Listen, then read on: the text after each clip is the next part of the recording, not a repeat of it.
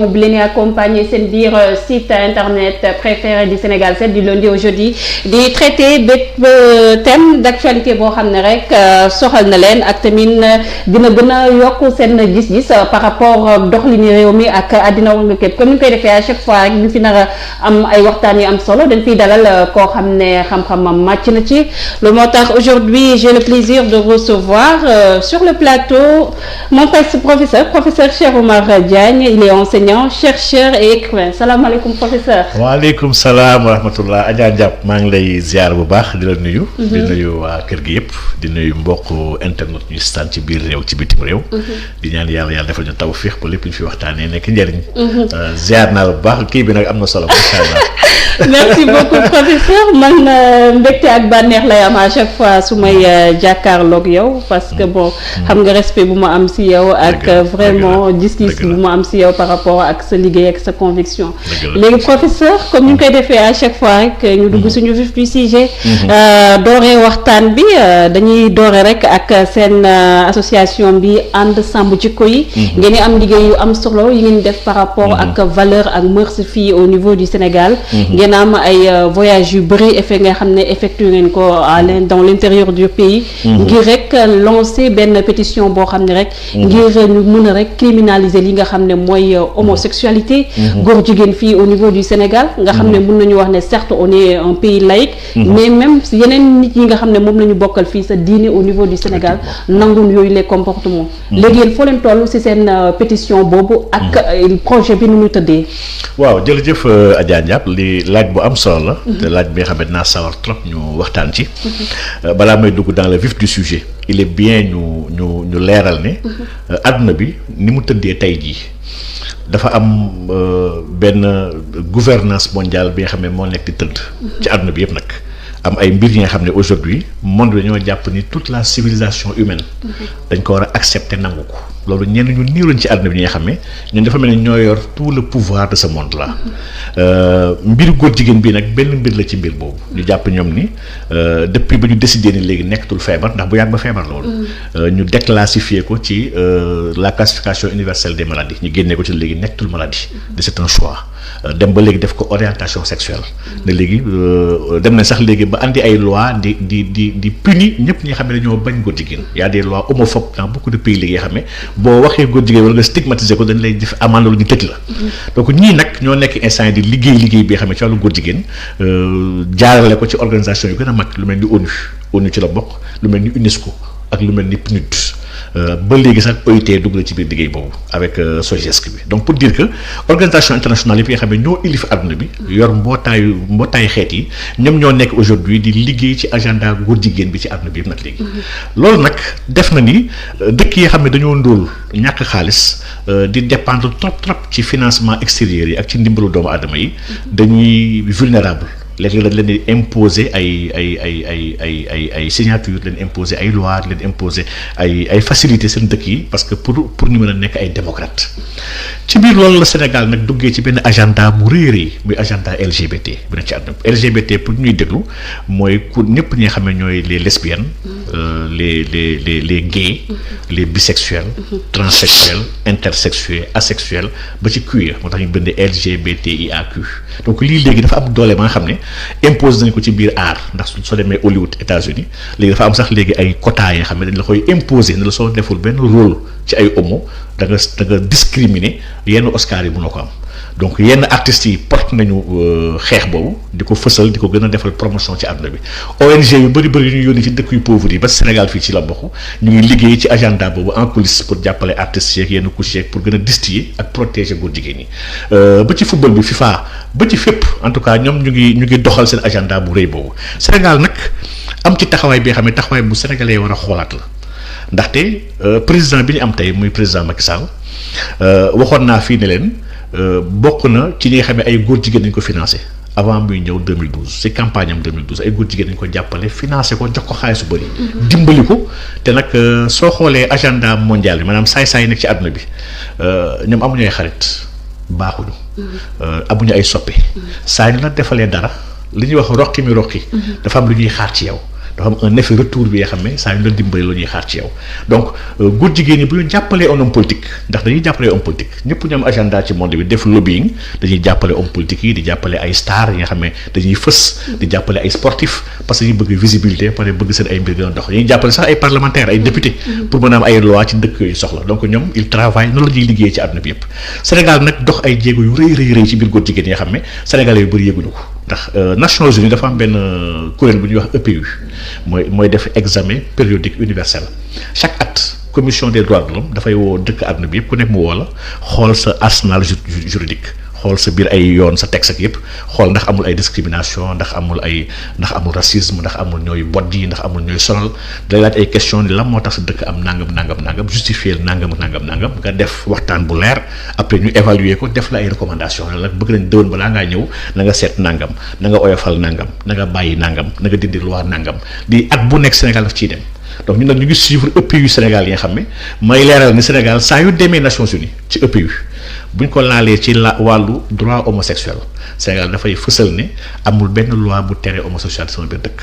di déjà suñu ministère yi dem maanaam affaires étrangères ak ñëpp ñu yor sa kuréelu saytu droit de l'homme Sénégal ñoom ñooy àndandoo EPU il est public ku nekk mën na ko gëstu ci internet bi les représentants du Sénégal affirment toujours que y a aucune discrimination liée à l'orientation sexuelle ici au Sénégal góor jigéen dañoo am jàmm dañuy dund nu mu leen neexee amul kenn ku nekk kaso ndax dafa nekk góor jigéen ñun état Sénégal sonal ñu leen te ñu ngi leen di dimbali leen protéger suñu kéemtulaay kattan suñu réew nag ñoo pareegul pour nangu góor jigéen waaye ñu ngi ciy liggéey.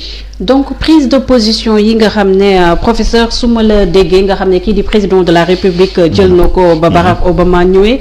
ak tamit benn ko interpellé par rapport ak góor jigéen fii au niveau du Sénégal. donc réponse négative yi yëpp nga xam ne joxe na ko donc mun nañu wax ne c'était juste de la poudre aux yeux. man gëwuma sax réponse négative la le président Macky Sall mu ñëwee au pouvoir ba léegi.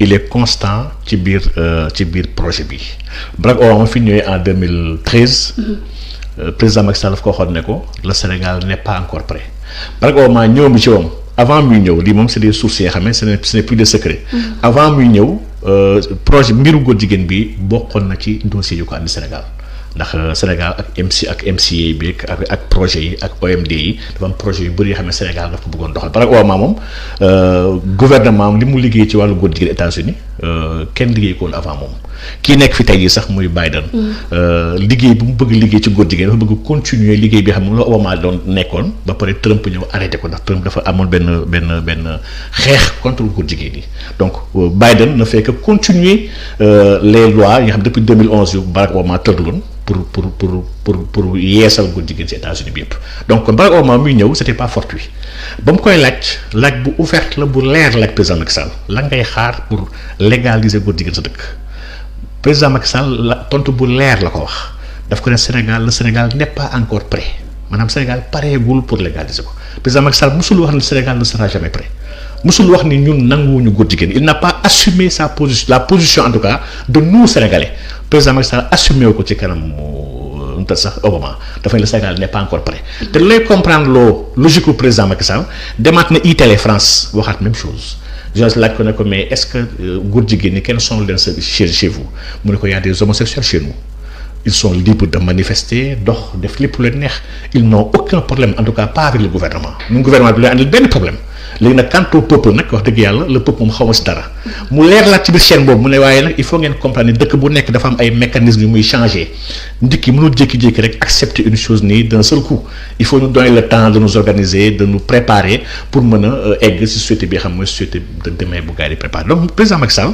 il est logique dans ce qu'il fait waxul ba léegi di góor jigéen amu fi léegi nag may dellu si xoolal yoon yu président Macky Sall teg en 2016 président Macky Sall dafa voté constitution bu bees dugal ci les nouveaux droits yi sénégalais yu bëri xalaatuñu si may fàttali nouveaux droits yi ONU moo ko njëkk bind c'était en 2011 ONU bind un manifeste sur les nouveaux droits jox ko tous les pays ne pays yëpp bàyyi leen xel nouveaux droits yi ndax soo seetloo droit de l'homme pour def benn un peu d'histoire bañ koy signé en 1948 le 10 décembre 1948 la déclaration universelle des droits de l'homme et du citoyen jamono boobu góor jigéen adduna bi nanguwu ko woon ndax en 1948 góor jigéen dafa bokkoon ci hésité dañ ko jàppoon sax feebar en réalité dañoo jàppoon ni c'est pas normal donc bokkul woon des droits de l'homme donc le droit d'aller au travail le droit à l'éducation le droit au travail yi la ñu waxoon waaye waxuñu waxu góor jigéen ce n'est qu'en 1990 la mbootaay àdduna bi ONU génnee góor jigéen ci biir feebar yi ne léegi nekkatul feebar c'est un droit.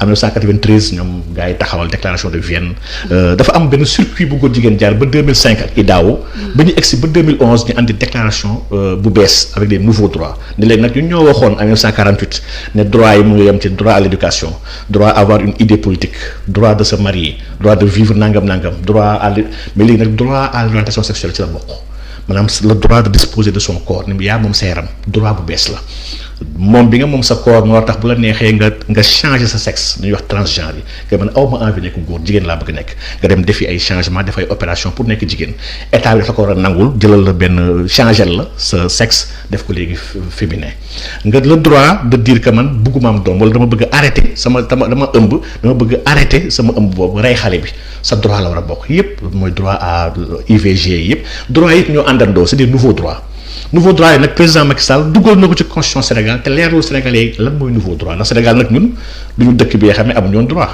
amoon nañ droit marié Sénégal fii chrétien jullit sax looy neexee marié ku mu neex tuub génn sa diine dem si beneen diine chaque jour ñu gis ko ñu ñëpp am nañ ay mbokk yoo xam ne ñii tuub bi nañ ñii tuub nañ bu la neexee voyager am nga droit jënd am nga droit am opinion politique am nañ droit créer association am nañ droit créer parti politique lii yàgg na avant Macky Sall donc su la dee nouveau droit les gars yi war nañu xalaat mais quels sont ces nouveaux droits là que le président Macky Sall fait allusion donc yemul si 2016 boobu 2016 date bu am solo bi nga xam ne taxaw nañ ce qu'on appelle la SNEG la stratégie nationale pour l'équité ak l'égalité de genre bi nga xam ne Sénégal daf ko signé pour daf ko defar pour 10 ans mooy le cadre pour le genre sur 10 ans 2016-2026 ci commencement document bi sax Sénégal mu ngi leeral ni document bi mooy le cadre de référence bi nga xam ne suñu eggee 2026 on aura construit une société sans discrimination sans aucune forme de discrimination lii mu ngi ci constitution Sénégal article 25 alinéa 3 donc nga xam ne rek ñu ngi distiller ay mbir yi nga xam ne dans l'arsenal juridique et dans les textes du Sénégal que Sénégal yu bëri yëguñu ko dans le code de la presse bi nga xam ne moo leen déterminé yéen seen bopp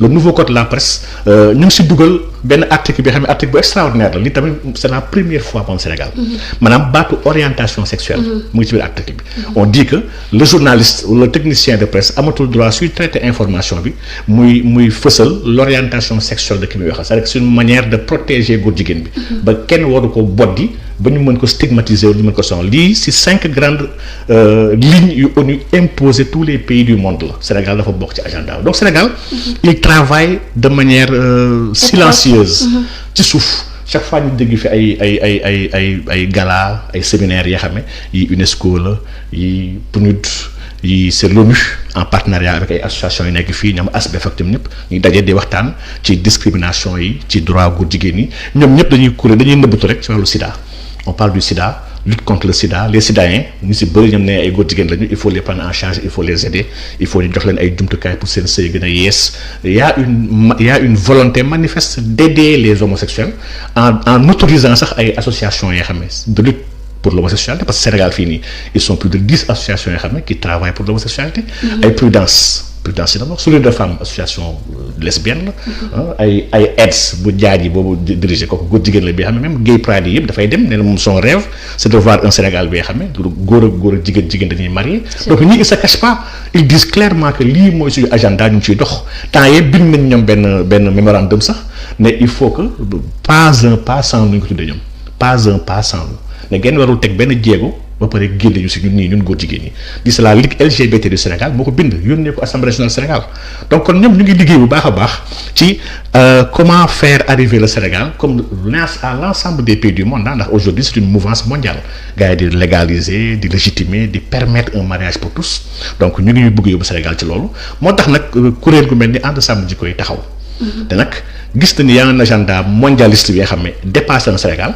ñi ko yor di ko doxal ay milliards la ñu yor ay kilifa yu mag am na ay président réew ak ay présidentes yoo xam ne ay góor jigéen lañu Luxembourg boo demee premier ministre góor jigéen la qui s'est marié ouvertement am jëkkëram soo demee États-Unis aujourd'hui Biden bi nga xam ne moo tax mu ne 4 ans yi di ñëw dañoo war a tiit. ndax 4 ans yi di ñëw Biden nommé na benn ministre bi xam ne góor jigéen la. buy def sax allocution di wax di présenter jëkkëram. nommé na benn transgenre kenn ki xam dafa changer sexe am dem def opération jël ay hormones pour changer parce que lii transgenre yi léegi dañoo bëri ci àdduna bi. donc kon Biden bi wax na début février bi ne clairement ne léegi dëkk yëpp yi nga xam ne dañuy xeex góor jigéen ci àdduna bi ñun États-Unis on va durcir nos sanctions contre dëkk yooyu. dañ bloqué seen xaalis.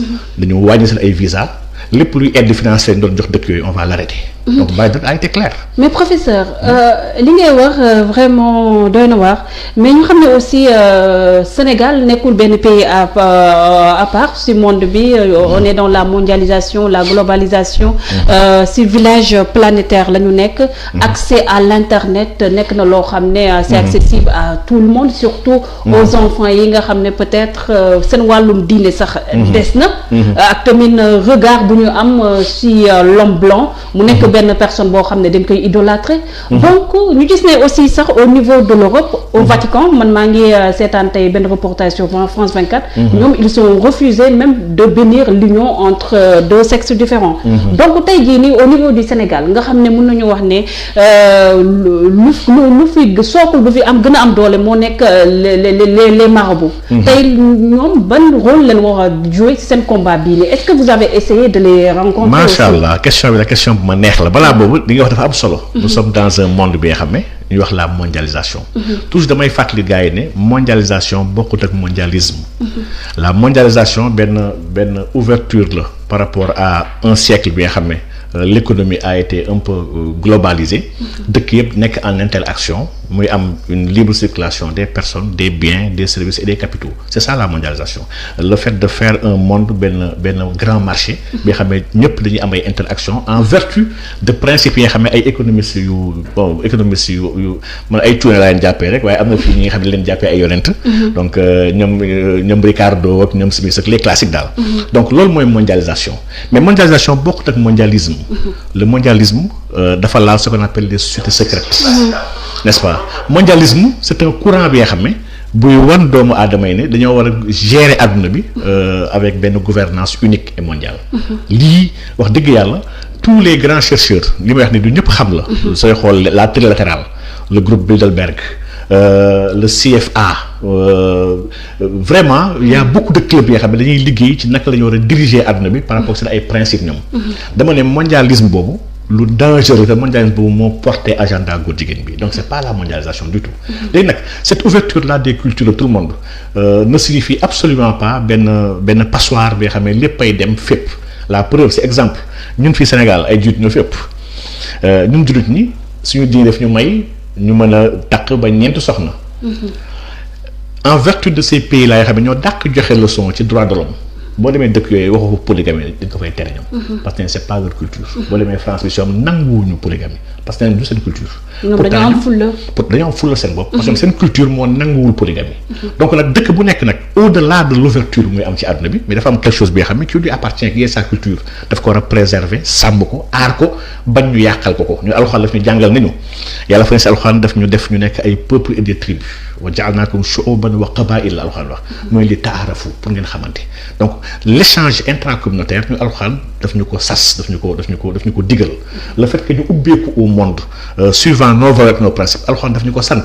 alxuraan waxuñu ñu bàyyi lu ñu yàlla jox pour di dem jël li nga xam ne ay nit a ko defar léegi nag concernant ce ñi nga wax dafa am solo topp li nga wax ci fànn googu dafa am kenn ki nga xam ne dama jàpp ne Sénégal yëpp dañu ko amee njukkal ndax dafa sol dàllam ay weer moom ak équipe bi nga xam ne moom lañu jagleeloon campagne bi ñu nekkoon ci Ensemble Jikko Yi pendant 2 mois et demi wala 3 mois yoo xam ne toogul këram gisul njabootam mu ngi wër dëkk ak dëkk on a fait tous les départements du Sénégal 45 départements bi on a fait donc Ensemble Jikko Yi initié nag benn pétition bi nga xam ne dañoo toog xool gis agenda góor jigéen bi gis nu muy doxee nu muy avancer Sénégal jéego ci teg Macky Sall taxawaayam ci am ñu ngi ci àndal ba ci organisation yu mag yi nga xam ne ñu ngi ànd ak président Macky Sall liggéey ak moom ñu defar ñun dañoo bindal sax suñu bopp sur loi pour bañ mu tardé dañoo bind une loi bind nañ loi parce que am nañu jumtukaay yi nga xam ne moom la ñu war a bindee lu mel ni légistique ak yëpp nga xam ne s'il y a une manière d'écrire une loi donc on a respecté tout ça pour écrire une loi bi nga xam ne dafa boole LGBT ba pare boolewaale ci lépp li nga xam ne mooy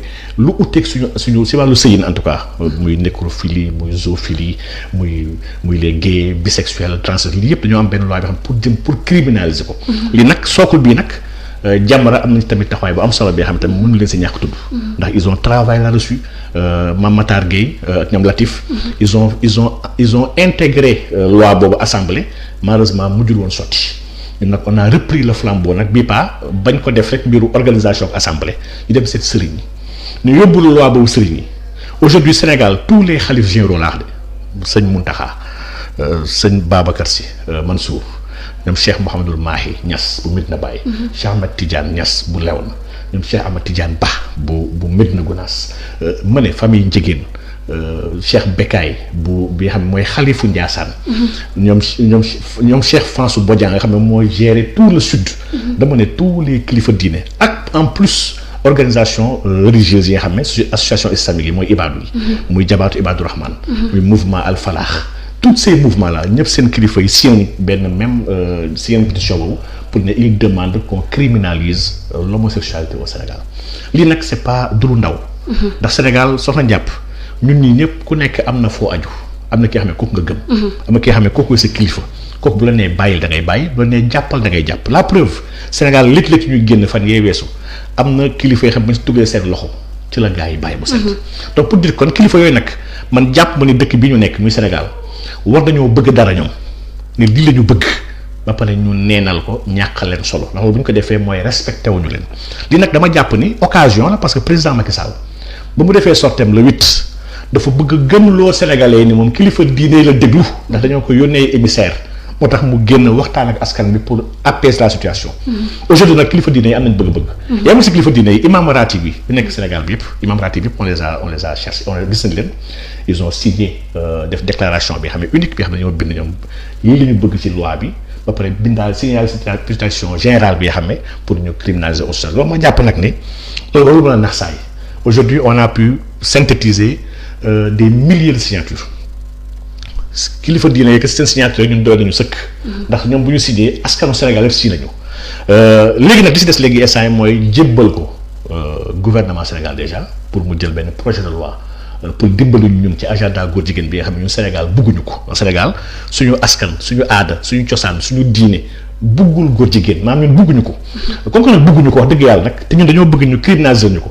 bu ñu ko criminaliser dina sax dimbali président ba yéen ñu ko doon dugal sax ci àdduna bi di ko signaloo yenn affaires yi mën nañu ko bàyyi wax dina taxaw ne man du man sama askan la ndax moom moo ko waxoon ci Italie dafa ne avec le gouvernement ils n'auront aucun problème avec le peuple nag xaw ma si dara. mais professeur est-ce que yaakaar nga ni gouvernement boobu wala sax Macky Sall wala sax au-delà de Macky Sall beneen président boo xam ne dina ko succéder dina mën a tenir tête ñi nga xam ne ñoo nekk dans le monde détenir li nga xam ne mooy koom bi di doxal àddina bi parce que quoi qu'on dise suñu dëkk yi ay dëkk yu xeebu leen si wàllum koom si wàllum représentativité est-ce que yaakaar nga ni ñoom dina am assez de courage pour porter aussi ce combat aussi li nga wax ni c'est très important. man personnellement de toi à moi. de moi à l'ensemble de ceux qui nous regardent. le président actuel du Sénégal gëw ma ni am na assez de courage pour mën a porter combat boobu. il n'est pas courageux c'est un complexé. nit la bi nga xam ne gëmul waxam maanaam xale tubaab bi la. xam nga soo koy xool buy dem dëkk tubaab bi di ànd ak ay naataango tubaab bi soo xoolee sax nu muy mel kanam bi. day gis ni kii moom wax dëgg yàlla gëmeewul fi mu nekk nii actuellement. léegi nag li nga wax ni dafa am solo parce que nit moom la première des choses soo bëggee porter un ensemble de valeurs mais da nga ko war a asseoiral sur une réalité économique bu solide. c'est-à-dire que munoo dépendant d'un système international bi nga xam ne dañ ko dévoyer wala boog ci lu bon lay dox. nga dépendant système là ba pare gëm ne yow da ngay baax da ngay dese téye sa mbaax loolu mënu nekk la souveraineté a un prix elle a un coût si on veut être souverain sur nos valeurs souveraineté boobu la souveraineté elle est totale et absolue on peut pas la percevoir de manière partielle ou de manière incomplète la souveraineté elle est complète intégrale donc on la prend wala on la laisse donc aujourd'hui dafa am benn débat bi nga xam ne sur déjà le mondialisme jàpp nañ débat boobu war nañ ko poser pour xam Sénégal yan filtre la war a teg sur un plan juridique ndax aujourd'hui dafa am leen li nga xam ne njàpp lu doy waar la. On habilite des gens yoo xam ne voté lu ñu leen xamuñu leen. ñuy génn si tout Sénégal dem di contracter au nom du Sénégal di signer ay traités qui vont avoir des effets sur le Sénégal sans ñu xam leen. ñooñu signer lu leen neex andi ko ñu intégrer ko ba pare internaliser ko dans notre système juridique. Donc aujourd'hui sax le fait que ay loi ay textes di jóge bitim réew war a ñëw am benn dimension bu gën a nganda suñu ay loi sax déjà liste un problème am na dëkk yoo xam ne dañu koo bañ ñoom am na dëkk yoo xam ne lépp lu ñu signé ci bitim réew mënul gën a féete kaw seen ay loi ñoom. Donc aujourd'hui kon ñun dañoo nekk ci benn dynamique bi nga xam ne avec ce mondialisme là bi nga xam ne moom moo nekk di organiser les grands ensembles. Aujourd'hui ay Union européenne li yëpp ay projets la yoo xam ne ay saay-saay yu nekk ci ginnaaw du tubaab bi ñoo ko bëggoon. CEDEAO yi gars yi di wax nii yëpp ñu si bëri daf leen échappé xamuñu sax kan moo ko décidé ndax dañ ko décidé dans des coulisses yoo xam ne et c'est là où ça devient intéressant ay dof kese ñooy jàpp ni li ñu gis nii noonu la demee. c'est que ñiy doxal àdduna bi dëgg-dëgg. Ce ne sont pas ceux qu'on voit. Il y a une différence entre les gouvernants et les dirigeants. Donc aujourd'hui mondialisme boobu la ñu war a njëkk interroger déjà pour xool quelles seront les limites à ce mondialisme-là, quelle sera notre place par rapport à ce mondialisme-là, comment verrouiller et organiser des garde-fous pour prémunir le Sénégal si ay valeurs am ci ay traditions am ak ci ay croyances am par rapport à ce mondialisme-là bi nga xam ne ñi koy piloter dëgg-dëgg du si bëri c'est des sociétés secrètes muy benn mais ñaar la souveraineté peut être intégrale et doit être économique. Nit ki tu ne peux pas économiquement être dépendant et faible ba pare am looy jéem a teg looy jéem a imposer. Et cette souveraineté économique là c'est un tout. Il faut une réforme de profondeur. Il faut une monnaie. Loolu moom vraiment je ne le dirai jamais assez. Nit ki mënoo ñàkk am sa monnaie di endetté wu en monnaie étrangère ba pare am benn réalité économique bi xam ne da nga ko dominer. Tu maîtrises pas ton économie quand tu n'as pas ta monnaie. Quand tu t'endettes dans des marchés étrangers xam ne contrôlé woo ko maîtriser woo ko xamoo ay fluctuations lii bu la dalee tu dépends des biens yi xam ne kenn bayee ko ci biir dëkk kenn liggéeyee ko ci biir dëkk quand lii yëpp tu y dépends c'est parce que tu n'es pas autonome. Tu n'es pas souverain. Pour être souverain kon déjà régler suñu consommation intérieure. la war a tàmbalee régler suñu monnaie. régler suñu ay mécanismes d'endettement. régler suñu économie d'ensemble daal dëgg yàlla. lii pour man obligation la pour ñu mën a yegg foofu waaye en attendant ñu fa yegg de criminaliser homosexualité jarul loolu yëpp jafewul am na dëkk yoo xam ne l'homosexualité a été criminalisée en Afrique fii. dëkk yu bëri ñoom Mauritanie ñoom Nigéria yenn états yu bëri c'est un crime dañ lay exécuter sax peine de mort dañ lay rey.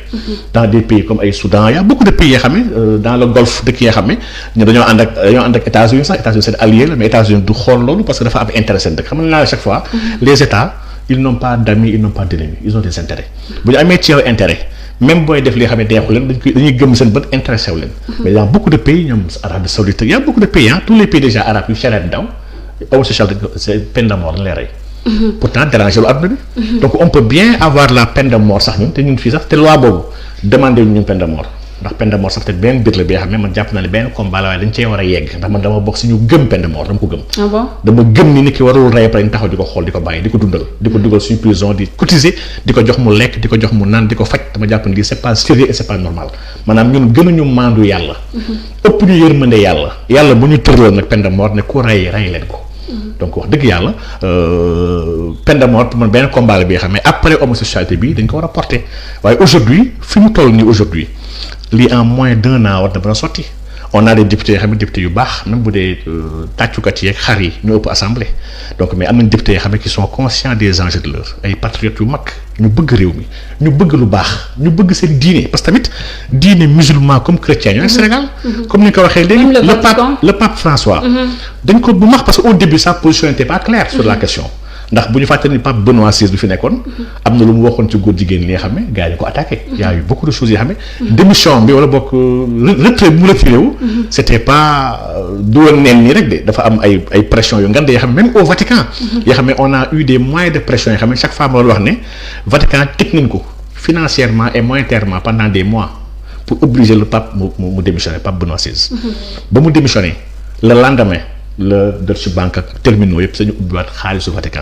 mën a jot xaalis mais gars yi mënuñu woon téye xaalis dañoo gelé woon tous les avoirs du Vatican donc pour dire que saay-saay yi xam ne ñoom ñuy wax ñoom ñooy rôle de wóot gars yi dañoo am ay moyens xam ne seen moyen bu gën a gànta xaalis la xaalis mooy seen moyen bu gën a gànta moo tax nit ki da nga war a affranchir de ce système frauduleux d'un argent basé sur rien te loolu moo nar nekk débat bi décennie bi di ñëw mooy le système monétaire international bu war a ñëw donc aujourd'hui le Vatican sa position est claire nee na l'homosexualité est un péché muy benn un couple homosexuel mun ñu recevoir les sacrements du mariage bi mooy le dernier communiqué du Vatican et communiqué bi moo méngoo ak diine yonent Yàlla Insa ndax yonent Yàlla Insa waxoon na lu leer ñëwul pour abroger la loi il était venu pour la confirmer donc la loi nag dans le Pentateuque maanaam dans l'ancien testament bu yonent Yàlla Moussa l'homosexualité elle est punie de mort yonent Yàlla Moussa fa leen rey donc mbooleem yonent fi jaar ils ont dit la même chose amu fi kenn ku wax leen lu bees góor ak góor bi ànd leen la rey jàng leen yonent Yàlla Lot ak nu yàlla doxaleeg askanam moom mi nga xamee jarbaata si yonent Yàlla Ibrahim à Sodome et à Gomorrhe donc mu ngi dans nos livres à nous tous mu ngi dans la Bible mu ngi dans le Coran mu ngi dans la Torah mu ngi dans les mu ngi partout donc aujourd'hui soo ko jàpp man question bi dama jàpp ne dafa am unanimité fii au Sénégal en tout cas kilifa yëpp dem nañ seet sax église waxtaan ak ñoom et ils sont vraiment dañoo ne ñoom dañu ngi ànd ak ñun ci combat bi ndax lii combat la bi xam ne combat wu valeur la dafa jéggi islam lii yàlla moo bëggul lii ci kaw suuf c'est une perdition c'est un mal c'est une abomination donc wax dëgg yàlla man jàpp naa ni li question de quelques mois que cela incha allah yàlla def si tawfiix ñu mën ko criminaliser au moins pour 10 ans de prison au moins pour képp ki xam ne la jàpp acte contre nature mu yëfu góor jigéen pour man lii c'est un grand pas déjà pour raxas les valeurs ak les mœurs dans ce pays ndax fi ñu jëm nii actuellement man ragal naa trop suñu ay doom. suñu ay doom yooyu sax professeur si laa bëgg ñu ñëw certes il est bien de criminaliser des choses parce que gis nañ sax des pays yoo xam ne rek dañoo légaliser li nga xam ne mooy peine de mort mais dañuy gis ne nit yi ñu ngi continuer di rey di sàcc di def leneen ak leneen. est-ce que tey jotul ici au niveau du Sénégal ñu réformer waat suñu système éducatif bi. gën koo méngaleeg suñu aada ak suñu cosaan parce que dernièrement xamoon dégg nga débat bi fi amoon par rapport ak ndëgg sërëx bu ñu bëggoon def par rapport ak l'introduction de l'éducation sexuelle ici au niveau du Sénégal est-ce que combat bi warul nekk ci xale yi base bi foofu. waaw man dama jàpp ni foofu mooy premier combat. Le premier combat te loolu. du tey lañ ko commencé wax yàgg lañ koo xeex parce que une nation. ni nga bëgg ñu réfléchir yi. ak ni nga bëgg ñuy mel. loolu c'est le rôle de l'école mooy formater. ba pare moom mooy usine bu ñuy defaree ce qu'on appelle la conscience collective. ñu nag suñu école boobu nag école boobu ci am daf ñuy ñëwaat encore sur la souveraineté bi noonu wax léegi. voilà suñu école elle n'est pas souveraine. On dépend de beaucoup de pays yoo xam ne dañoo dugg dans un partenariat bi nga xam ne tamit c'est un agenda mondialiste. mooy li ñuy wax le PME le partenariat mondial pour l'éducation. bi nga xam ne organisation yu bëri yu si dugal seen xaalis ay organisation góor jigéen lañu. il faut gars yi xam ko bu baax a baax PME bi nga xam ne moo fi andi woon Rihanna ak Macron en 2018 ñu digg ay milliards yu bëri pour jàppale éducation pour defar ay manuel pour dimbali xale yi nangam ak nangam pour ñu changer programme yi ajuster ko par rapport à un programme mondial bi nga xam ne bu gën a harmonieux dama ne ay organisation góor jigéen yu bëri dañ ci dugal seen xaalis. loolu sax moo waroon gën a choquer nit ñi. waaw d'éducation et on nous présente Rihanna. ay artistes yoo xam ne ñu wayadi ñu asaru ay nit yoo xam ne ils sont pas éduqués en tout cas ñoom duñu modèle en tout cas man Rihanna du modèle bugguma sama doom mel ni moom. donc ay nit yu du modèle ñoo porté partenariat boobu di dem di wër adduna bi dañuy jàppale xale yi pour di leen mën a éduquer déjà war nañu taxaw ñu poser wu question man soxna Ndiaye man je trouve inadmissible ma dëkk fii Sénégal man li ëpp sama aada sama cosaan man école jàngalu ma ko. ce sont mes recherches personnelles ginnaaw ba ma jàngee pare moo ma xamal lu bëri sama réew man sama turu réew sax fii dafa ñu maak yow émission di waxtaan ci Sénégal Dakar ak si turu dëkk yi. turu dëkk yi sax dañu ciy nax man dafa mel ni dafa am un grand mensonge autour de ce qui est le Sénégal. ñi bëgg ñu nax nag di ñu gëm loolu yoo xam ne te nit ku xamul la vérité xamul la réalité mënul def dara lu am solo. donc aujourd'hui kon la première chose bi ñoo njëkk def mooy waxtaan suñu éducation te ma loolu dama gëm ni pour mu am année blanche man écarté wu ma ko dama jàpp ne war nañu nangu am une année blanche année bi nga xam ne bu kenn jàng mais ñu toog réfléchir ensemble sur l'éducation du Sénégal fan la ñu bëgg suñu doom yi yegg quelles sont les compétences ak les capacités yi xam ne soxla nañu ko suñu xale à tel âge quelles sont les formations yi war a xoolaat barki dem maa ngi si internet bi benn xale bi nga xam ne mu ngi daawal charrette il a un master en mathématiques donc les curricula yi ñuy jàngal suñu xale yi quelles sont les offres dans le marché quelles sont les exigences du marché et les besoins quels sont les besoins dans 10-15 ans parce que aujourd'hui ñu ngi taxaw di wax mais y a une bombe bi nga xam ne mu ngi ñëw suñu kaw. aujourd'hui y a l'IA li ñuy wax l'intelligence artificielle. intelligence artificielle boobu elle va faire disparaître beaucoup de métiers. am na métiers yu bëri xam ne du existé ci. dans 15-20 ans métiers yi du amati ndax la machine va remplacer l'homme. te ñu nekkaguñ sax ci schéma boobu. nekkaguñ ci aujourd'hui ay ñoom Auchan ak entreprise yu bëri ñu ngi commencé di xalaat ay caissiers yoo xam ne caissier électronique yoo xam ne du am nit. booy xool ci zaahir sax si ko am seetlu kese nga dem autoroute bi rek autoroute nga romb Eiffage booy dem ci fi nga xam ne fa la ay nit nekk caissier nekk. di jaay ticket di encaisser. di jëli wéccit mais foofu mooy gën a am trafic mooy ëpp une queue que fi nga xam ne automatique la maanaam ñu yor carte yi foofu du taxaw. léegi déjà lay wan na la quelle est la mouvance bi ñu jël mouvance bi na la dem di warul am ay caissier foofu. Distributeur automatique de billets c'est que y a un monde qui est en train de s'inventer avec le deep learning avec l'internet des objets connectés. Donc aujourd'hui ñu dañoo doon toog sax réfléchir ne dans 30 ans fii léegi 2050 dans quel monde nous serons adduna bi yëpp ñu ngi taxaw di xaar tam déjà ci ay voitures yoo xam ne du am chauffeur. ay Uber mu ngi commencé de lancer di ubériser di xool ay oto yoo xam ne sax avec l'intelligence distribuée comment se passer même de chauffeur ak de receveur ci biir bus. Donc on est en train ñoom ils sont en train de réfléchir sax sur des choses beaucoup plus extraordinaires que ça sax kër gi nga xam ne vraiment kër gi sax dafay commencer wax. Donc ñun aujourd'hui dañoo nekk en retard par rapport à tout cela. tool yi nga xam ne machine da koy régler. On n'a pas besoin de beaucoup de gens dans l'agriculture. Ay 2-3 personnes ñooy gérer ay 20 hectares. Avec une intelligence bi nga xam ne les besoins machines yi ñooy c'est programmé, il y a des serveurs pour ça yuy arroser à temps xam ne ñu war a arroser ba pare di xam quel est le besoin en humidité du sol et cetera par rapport ak c'est que soo ko jàpp adduna bi ni muy doxee aujourd'hui wax dëgg yàlla ñun dañoo nekk en retard. dañoo bougé gul sax en fait maa ngi gis fii ñu ngi wax pétrole. ñu ngi sonn ci pétrole. Aujourd'hui la mouvance mu ngi bëgg dépasser ay gasoil ak ay essence. nga ñu ngi xalaat instant sur des voitures électriques. ñu ngi koy lancer avec ñoom Tesla ak ñeneen ñëpp. On est en train de réfléchir sur la voiture à hydrogène te bii moo gën a garaaw sax voiture à électrique parce que l'hydrogène mooy la particule la plus partagée mooy la plus présente dans le cosmos ndox bii sax hydrogène la ndox sax on dit que H2O la donc c'est du dihydrogène. Donc fépp hydrogène la quand on parvient à avoir d'hydrogène comme source d'énergie mais il y a beaucoup de choses yu gars yi jàpp ci énergie fossile yi nga xam ne mais dafay daanu comme une tablette. Donc aujourd'hui la perspective moo manqué ñun des pays africains lan la ñu war a jàng kan la ñu ko war a jàngal man je suis certain d'ici 50 ans école yi am école physique yi ñu defar ni tabax ay mur du amati dans beaucoup de pays du monde ils vont le supprimer. Test Covid bi rek c'est un grand test par rapport au nouvel ordre mondial ñoom bu ñu bëgg tabax.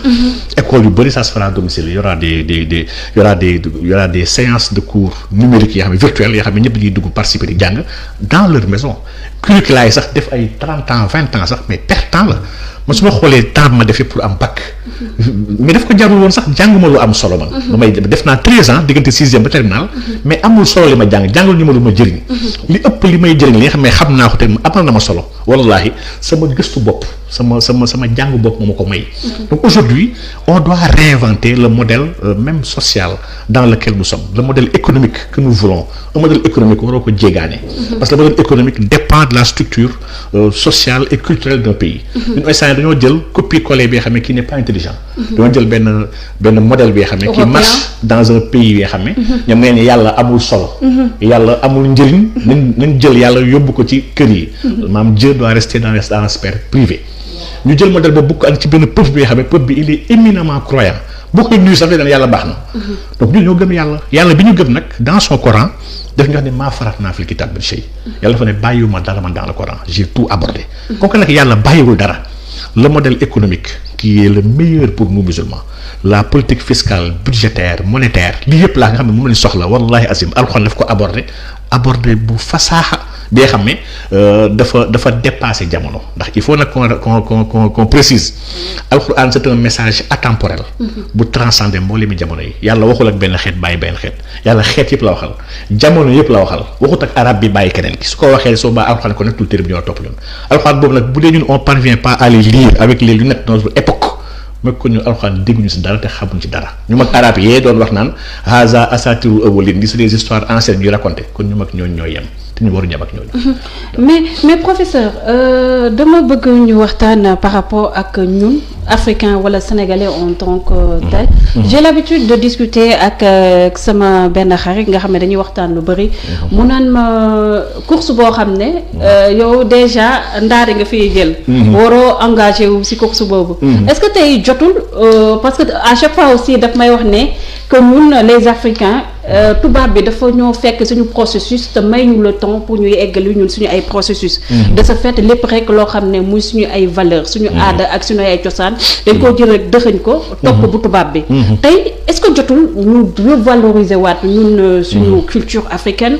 demaat vers l'essentiel. comme ni nga ko waxee essayé neen modèle occidental. mu échoué. Les Chinois sont en train de nous envahir.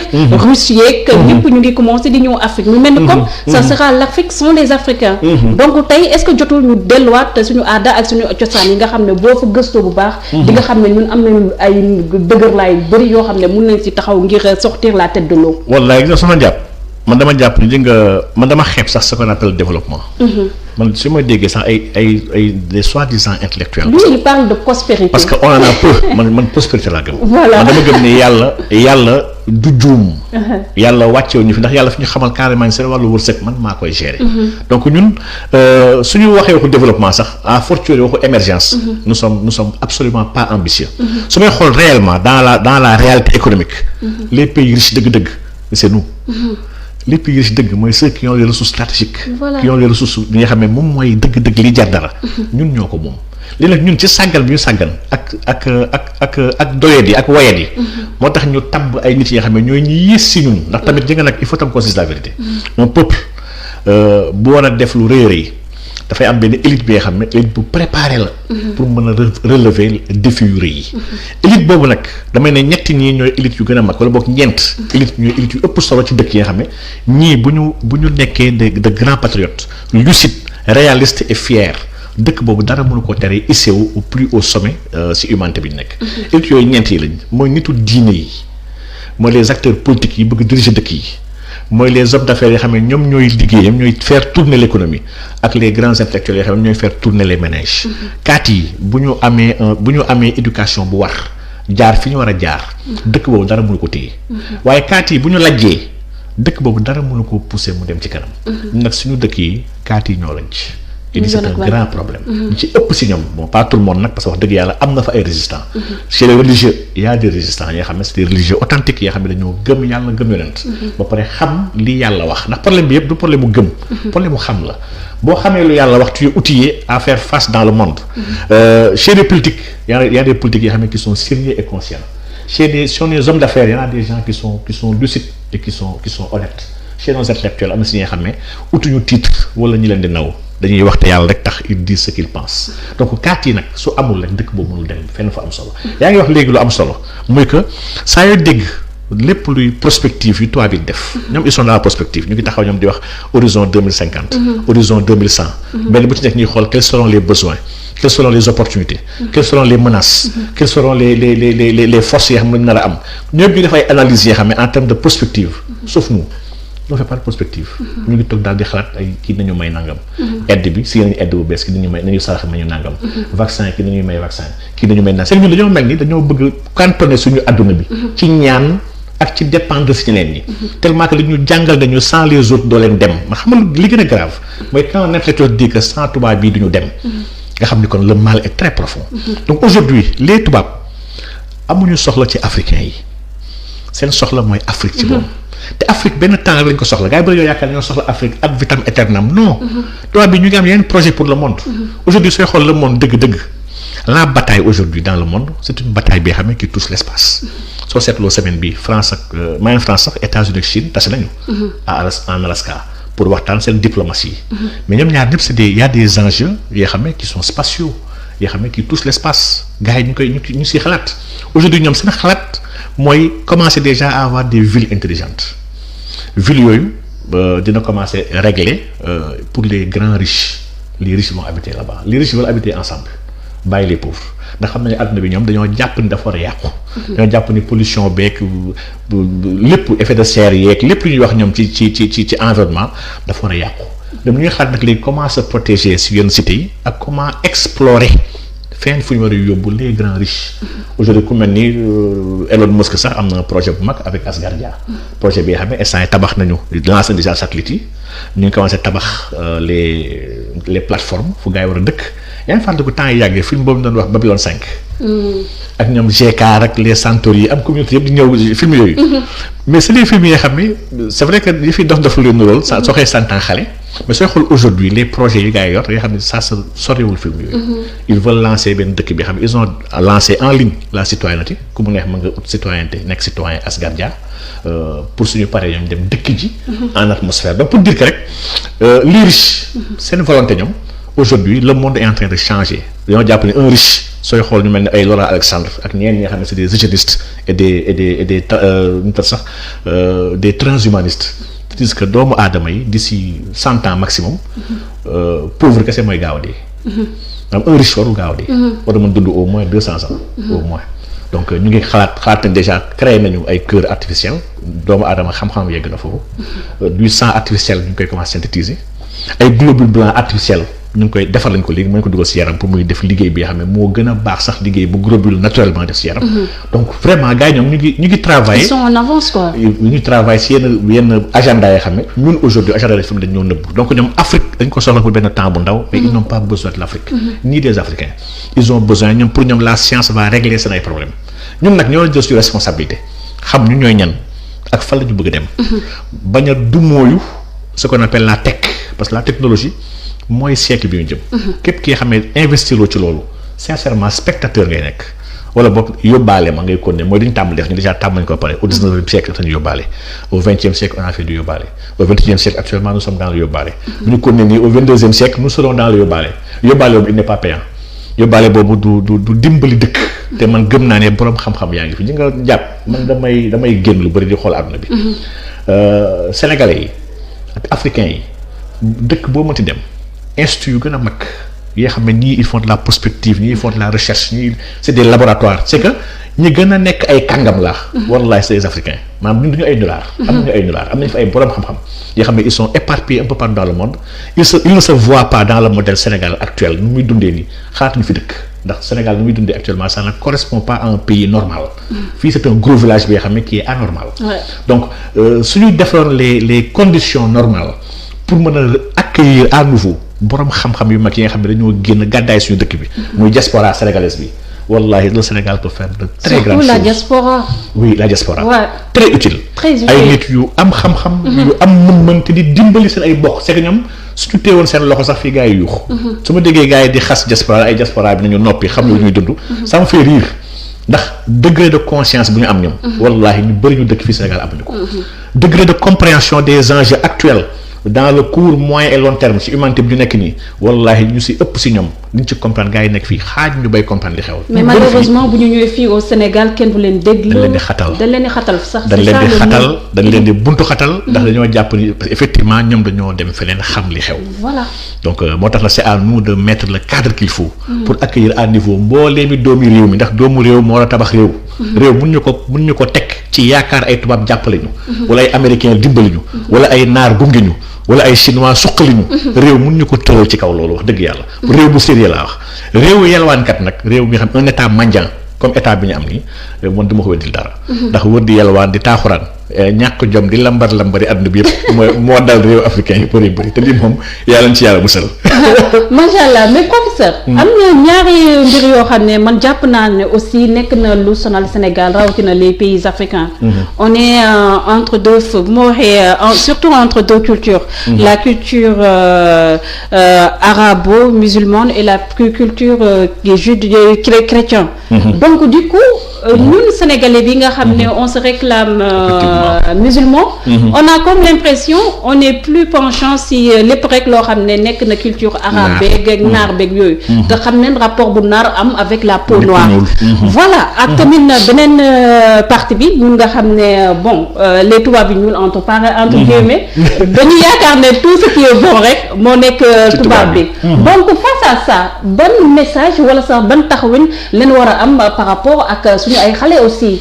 waaw lii nag c'est le plus grand mal sax notre pays. ndax man pour man un mal l'économie ne peut pas être un mal parce que l'économie man pour dama jàpp ni pour redresser économie dëkk bi sax on n'a pas besoin de 10 ans pour def ko. pour taxawal dëkk bi teg ko ci raay leer laa wax de on n'a pas besoin de 10 ans waaye quand il y a une aliénation culturelle.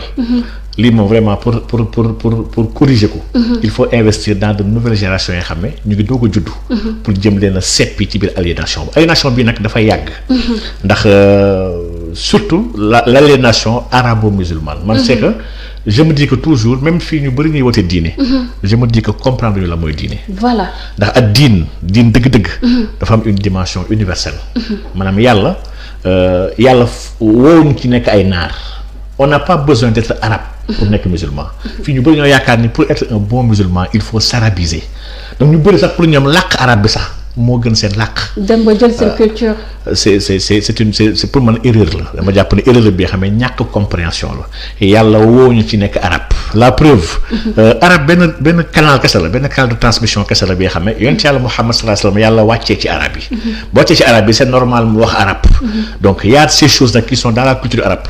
une chose yu bon la yoo xam ne ñun ñaanuma yàlla ñu waa Sénégal ñu koy dund ndax arabe nag wax dëgg yàlla ñeewuñu ko ci wàllu culture on a une culture plus vieille que celle des arabes. te ñoom sax ñoom nawuñu. la culture africaine nawuñ julli naw nit ku ñun nawlawuñu dañu jàppee ay jaam. dañu jàppee ay sous-hommes.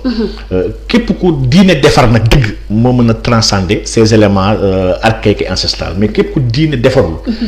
bu nekk naar.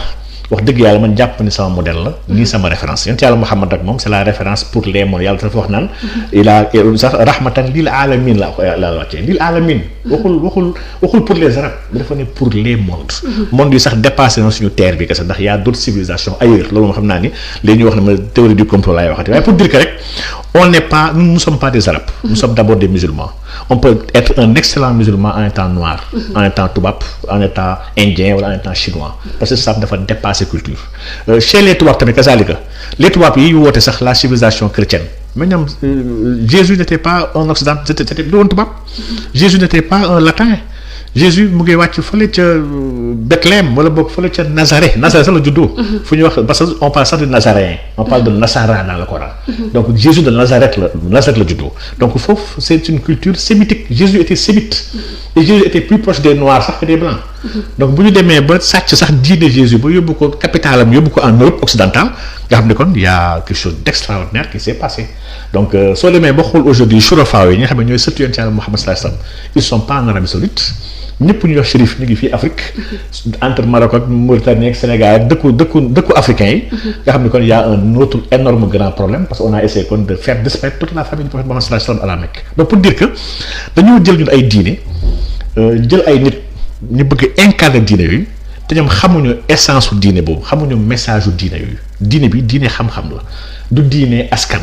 du diine xeet te loolu tamit c'est un problème fii au Sénégal yoo jël diine bi sax def ko ay famille soo xam ne la famille diw te fekk famille yooyu du ñu diine bi famille yooyu seen ay membres dañoo liggéey ci diine bi balaa seen membre di ci liggéey maamu ñeneen liggéeyuñ ci diine bi ce folklore te après seen maam yi tamit dina am ñeneen ñu war a continuer liggéey ci diine parce que diine bi moom taxawul wax dëgg yàlla te diine bi benn kilifa la am muy Yonent Yàlla Muhammad sallallahu alayhi wasallam donc man dama jàpp ni lii yëpp la base c'est l'incompréhension la méconnaissance ak l'ignorance ndax mooy le plus grand mal bi nga xam ne islam en tout cas ñoo la ñu woo yàlla sax bi ngeen dafa wax naan allahumma inni a'udhu bika minal jahli n'est-ce pas yàlla na yàlla musal ci ignorance donc ignorance vraiment pour man musiba la te moo dal majoritairement aujourd'hui ñuy woote woo ci l'islam on dit des choses yoo xam ne bokkut ak l'islam fii on parle sax des choses yoo xam ne qui sont culturelles propres à l'arabe c'est pas l'islam mais dañoo dem ba jaxase léegi arabe ak l'islam ma dem koo xam parce que dans mon domaine dafa am benn matière bi xam ne dama seen spécialité muy finance islamique dama koy jàngale sax je le donne en cours dans quelques instituts fii de la place mais même dans la finance islamique aujourd'hui gars yu bëri pour ñoom c'est juste l'utilisation de mots arabes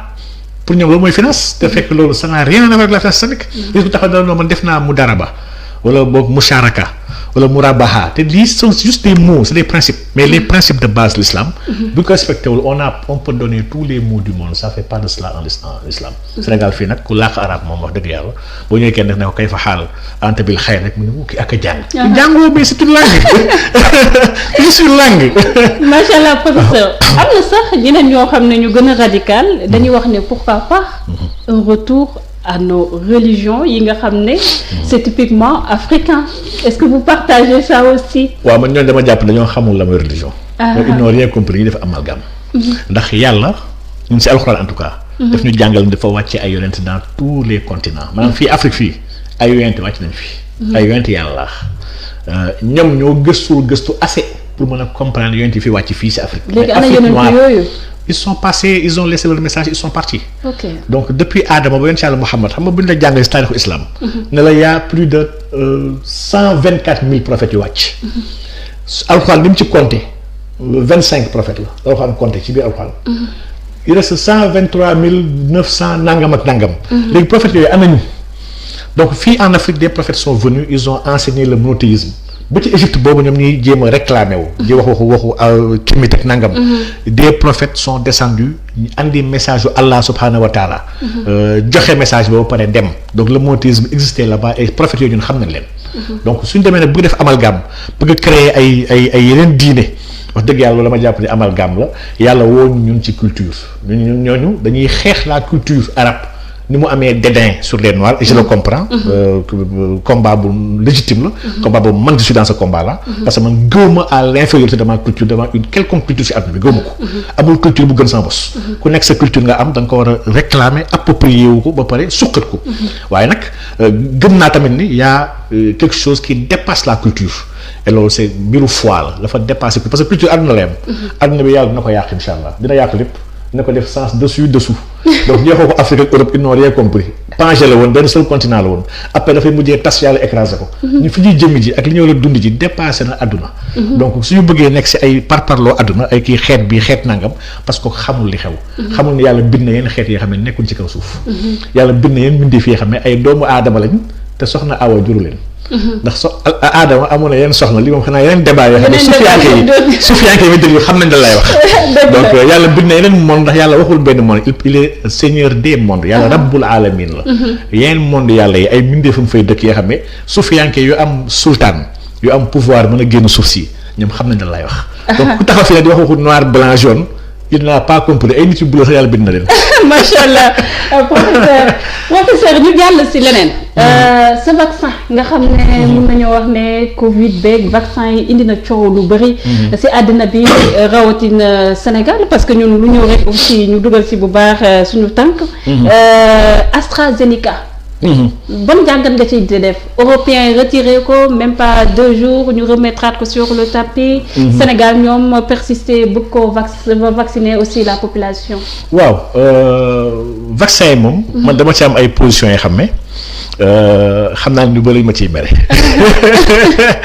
mais ma position elle est scientifique d'abord ndax la science nous invite à une réflexion à une remise en question perpétuelle chaque instant ñu remettre en question mbir sàngam naka la baaxee lu tax mooy ndax mooy li gën ndax mooy le meilleur choix et cetera donc fii nag dafa am ñu bëri xam naa ne ils sont réfractaires à la critique képp ku posé ay question ñu jàpp sax ne yow waroo poser question ndax yow bokkoo ci lii wala bokkoo ci lii donc loolu c'est un mal bi nga xam ne mën lay woowee les constipés intellectuels c'est xam ne ils sont constipés intellectuellement maanaam dañoo seer seen biir bopp yi xamuñu lan mooy xam-xam pour ñoom ils sont dans le dogme et dans l'opinion opinion nag ak xam-xam du benn vaccin man dama bokk si nga xam ne gëwma vaccin Covid gëwma ko pour des raisons claires et simples primo on fait un vaccin quand il y a un danger extraordinaire par rapport ay maladies bi nga xam ne dafay décimer le Covid ne décime pas les populations fii en tout cas décime wu fi kenn fii Covid cas grave yi sax batul 100 personnes les cas graves là ñu ngi si 50 personnes. mais on a dépassé la barre des 1000 morts professeur. seen ay chiffres ñoom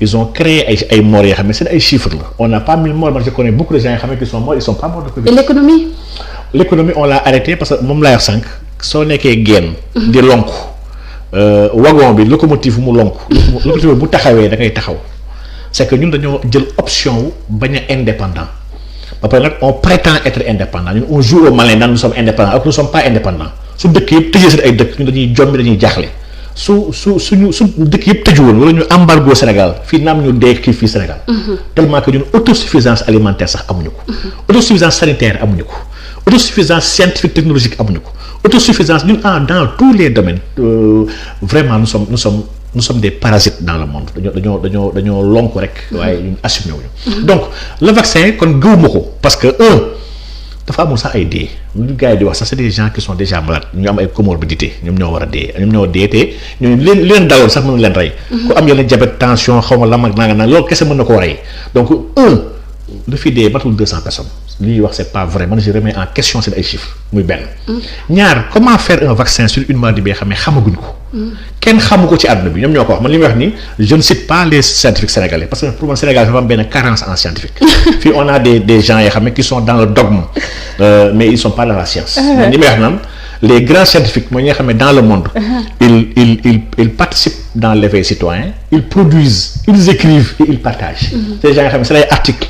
100% de leurs travaux scientifiques sont cités actuellement dans les revues médicaux yi nga xam ne revues yu mag ci àdduna bi donc man ñooñu laa wax ni ailleurs il y a des débats qui se posent de grands professeurs émérites de médecine yoo xam ne ñii c'est des virologues ñii c'est des généticiens mais ñu ngi taxaw di seq débat di taxaw di xool xam ni xamaguñ ko. on a benn Covid bi nga xam ne qui n'est pas un Covid dafa mel ni c'est des Covid. on a des souches yu différents yoo xam ne vaccin boobu sax mënul am jeexital si ñoom ñëpp. donc une maladie bi nga xam ne déjà xamaguñ ko secondo. buy muté de manière extraordinaire bi nga xam ne taxawagul. maladie bi boo waxee dafa da nga si defar vaccin da nga may photo man en tout cas man mii kii y a une logique scientifique dama jàpp da nga may photo AstraZeneca bi nga wax avant sax européen di wax Afrique du Sud moo njëkkoon kaas AstraZeneca. parce que la variante sud-africaine AstraZeneca bi amu ci pexe dañoo commandé woon 5 millions de doses. ñu commencé gis ni amul benn effet ci seen variant ñoom ñu jël seen ay doses jaay ko Union africaine. donc man balaa AstraZeneca di ñëw Sénégal li muy wax nii man doon si def ay waxtaan. c'était bien avant sax Sinopharm bi ñëw Sénégal. man vaccin bi xaaruma gars yi andi ko ma commencé si wax. dama ko topp depuis le début ñi def recherche di publier laa jël seen ay publications lire pour xam qu'est-ce qu'ils disent ñoom ñi nga xam ne ñooy laboratoire yi ko créé donc man xaaruma ay professeurs nekk fii di wax maak ñoom a ci yem xamuñ ci dara n'est-ce pas donc AstraZeneca boobu. wax dëgg yàlla ñu def ko lu gën a oyof ci àdduna bi di gënoon moins cher au début. c'était l'Oxford University moo ko bëggoon porter. Bill Gates avec sa fondation le CEPI Gavi Bill et Melinda Gates dem démarcher pour ne ko non il faut war ñu ko bàyyi mu libre dañ koy jaay man Bill Gates mu duggee rek ci AstraZeneca ci année dernière 2020 man ci laa commencé tey ci AstraZeneca ne man Bill Gates ba mu dugg sama droit nag am naa droit identifier quelqu'un xam ne kii. c'est un transhumaniste avéré un eugéniste assumé daf koy wax sax moom waxu dañoo war a wàññi àdduna bi nit yi dañoo bëri vraiment man loolu dama ko xam ci discours Bill Gates. un grand truand bi nga xam ne qui se fait passer pour un philanthrope alors que c'est pas un philanthrope benn businessman la buy truander doomu aadama yi man kii am naa droit tey ci ay waxam am naa droit ay entreprises yoo xam ne lu mel ni Pfizer taxaw ne man am naa vaccin il est efficace à 94,5%. Pfizer boobu nga xam ne il a menti sur 13 médicaments ba ñu amande ko 2,3 milliards de dollars amande bu gën a mag ci àdduna histoire àdduna ki nga xam ne yàgg na maa fen ci ay feebar ci ay garab yoo xam ne il a fait une fausse communication dans son marketing kii su ñëwaatee wax ma encore une nouvelle communication sur un nouveau médicament am naa droit ne man d'accord ma gëwuma ko donc dafa am benn droit sax à ne pas croire que les pro-vaccins bëgg ñu imposer dañoo war a gëm par force ay vaccins. man gëwuma ne Sénégal dafa toll si war a vacciné wu. déjà stratégie vaccination Sénégal sax mooy stratégie bi nga xam stratégie bu ñàkk fayda la maanaam ku am ambition damay vacciner 20% de la population. 20% lii mooy bu Sénégal boo demee Israël yi dëkk yi yoo wax waxu vaccin man dama gëm dëkk yi xam ne ñoo wax waxu vaccin parce que ils ont des milliers de morts d'accord naa ak ñoom. man waxuma ni vaccin baaxul de. dama ne dëkk yu am ay milliers de morts. on n'est pas dans l'urgence au Sénégal. nous sommes pas dans le même sac dëkk yooyu. muy benn ba pare dëkk yooyu ni ko defee ñoom dañuy vacciner tout le monde. alors ba tey wax dëgg yàlla am na sens mais da ngay vacciner 20% de la population bàyyi 80% yi c'est que li soo ko defee mooy ku bëgg a defar ceebu jën ne andi naa ceeb bi waaye amul ndox du am gaz. c'est que dañuy fontoo quoi dañuy fontoo donc lii c'est un problème kon. muy 20% population sénégalaise muy benn. si 20% boobu Sénégal waxul ba léegi fan lay jëlee garab yooyu. Sénégal waxu ko. Sénégal si ñaan la nekk première dose bu njëkk jot dañ ko may muy Sinopharm. neen dañoo jënd de. waxuñu dëgg 200 000 doses yi may yeneen dëkk lii c'est une diplomatie du vaccin bi xam ne actuellement dëkk yi ñoo nekk di xeex entre ñoom sur les vaccins. donc dañoo may Sénégal 200 000 doses. yemul foofu ñu mayaat ko dans l'initiative COVAX bi nga xam ne initiative Gavi la OMS CEPI Bill et Melinda Gates dëkk yëpp ñoo signé woon dañuy sarax. dëkk yu torox yi ak dëkk yu gën a ñàkk jom ci àdduna bi. ils sont 98 dañ leen di saraxaale ay garab lii la ñu waxoon ci àdduna bi. c'est moi je refuse qu'on me prenne pour un mendiant di ma ñàkkal solo. man ma dee sax moo ma gënal ñi may sarax di ma tuuti ci àdduna bi. te suñu chef d'état yi dañoo ñàkk jom ba nga xam ne dañuy tuuti ci àdduna bi ñoom donc dañuy may dëkku àdduna bi Sénégal dañ ko war a may 1,286,000 doses. dañ ko war a jox dëkk bu nekk en fonction de sa démographie dañ koy jox ay doses dëkk yëpp ñu may Côte d'Ivoire rek ñoom Nigéria ñëpp ñu commencé Ghana ñëpp ñu leen commencé may donc Sénégal jot 324 000 léegi par rapport à 20% muy 3,5 millions personnes le Sénégal bëgg vacciner Sénégal comment la fas yéene defee loolu c'est que Sénégal waxuñu dara lu leer on est dans un pilotage à vue bi nga xam ne lii képp ku sëriñ war a taxaw sax Sénégal mais comment comptes-tu le faire ak ban xaalis ak yan nga war a commander. Donc troisième chose dafa am vaccin yu bëri yoo xam ne man technologie bi ñu jëfandikoo man mi nga xam ne damay gëstu ci wàllu science je ne suis pas médecin mais xam naa technologie yooyu dans li may gëstu man muy nouvel ordre mondial avec l'agenda des mondialistes man technologie yooyu ba mu koy commencé waxtaanee boobu vaccin bi créé guñ ko. bu technologie des vaccins à ARN messager ak des vaccins à ADN lii dafa am ay répercussions dans le génome humain dafa am répercussions yu ngande yoo xam ne ak yu bëri su ko ay tëral comme projet avec les nanoparticules avec les puçages avec la puce RFID ak la reconnaissance l'identité numérique pour tous avant 2050 dafa am ay projets yoo xam ne ay eugénistes transhumanistes ñoo ko porté depuis début année 2000 di ko wax di ko bind chaque fois may man le drame du Sénégal mooy Sénégal la gis dëkk bi nga xam ne benn dof bu gën a rëy maanaam dof ba jullootu bu xamul dara li xew mooy toog déglu kenn laaju ko fa nga jëlee information xoolul ci li muy wax mu daal kii day wax rek waaye loolu Sénégal rek la am. dëgg la damay wax ne ñii doxal agenda yooyu. ñuy wax les mondialistes. barki de maa ngi koy wax benn waa ji papi buumi. moom jàmbaar dëgg la yàlla na ko yàlla fay yiw. donc ma koy wax ne ñoom ils ont tout écrit. c'est nous qui ne lisons pas. ñoom ils ont tout écrit ils ont fait des livres pour wane société secrète yooyu comment ils veulent fonctionner. fa lañ bëgg yóbbu àdduna bi quelles sont leurs ambitions pour l'humanité fa lañ bëgg yóbbu nit te loolu même bu si arrivé à 100% ñoom dañuy fexe au moins arrivé si à 75% parce que ils se donnent les moyens pour pouvoir y arriver ñu ngi recruter nit yoo xam ne am nañu xam-xam ñu wóor leen ñu ngi fexe leen recruter pour dugal seen ay causes ñu ngi jéem a fexe moom àdduna bi ci wàllu koom-koom xaalis ñu ngi doxal àdduna bi en tout cas par rapport seen bëgg-bëgg ñoom ñun ñoo toog di nelaw suñu ay nelaw donc aujourd'hui technologie vaccin à ARN ak vaccin à ADN li gars yi wax sax naan recombinaison maanaam recombinaison virale am na jeexit yu bëri yu mu mën a am te loolu da koy prouver waxoon naa ko ci ay live ma ne gars yi boo xoolee ñoom Pfizer ak Moderna nga xam ne ñoom ñaar ñoo njëkk wax waxu technologie ARN bi ñu utiliser seen vaccin ñoom ñaar seen ay études ñu mel ni ñoom Pfizer ak ñëpp seen étude daf sox carrément ni jigéen bu ëmb bu ko kenn piqûre ça veut tout dire jigéen buy allaité buñ ko piqûre tam piqûre bi ils n'ont pas étudié les femmes qui sont en allaitement tous les citoyens nga xam ne dañoo am virus VIH sida dana ñoom dañ leen ber boole la seen étude may fàttali citoyens yi dañoo am benn particularité avec le VIH xam ne yooyu la reverse transcriptase maanaam lii ñuy wax transcription li peut-être xanaa beneen débat la en général mais transcription ak traduction mooy li nga xam ne mooy jógee ci ADN vers ARN ak ARN vers les protéines lii soxlawul nekk médecin pour xam ko lii ko waxuma sax soxlawul sax muus ku mën a lire kese laa wax de dem jëli xam-xamu biologie dem lire ko xam ko di nga xam lan mooy la transcription lan mooy la traduction ak ndax il peut y avoir phénomène inverse des protéines vers l'ARN ak l'ARN vers l'ADN donc lii vraiment ñoom dañoo bés lay étude ñoom boole ñu leen si déjà léegi war nañu tax ñu xam ne y a quelque chose bu dee kon nii même góor sax bu bëgg am doom bu nekk si wàllu sëy yow kuy def traitement pour mën a am doom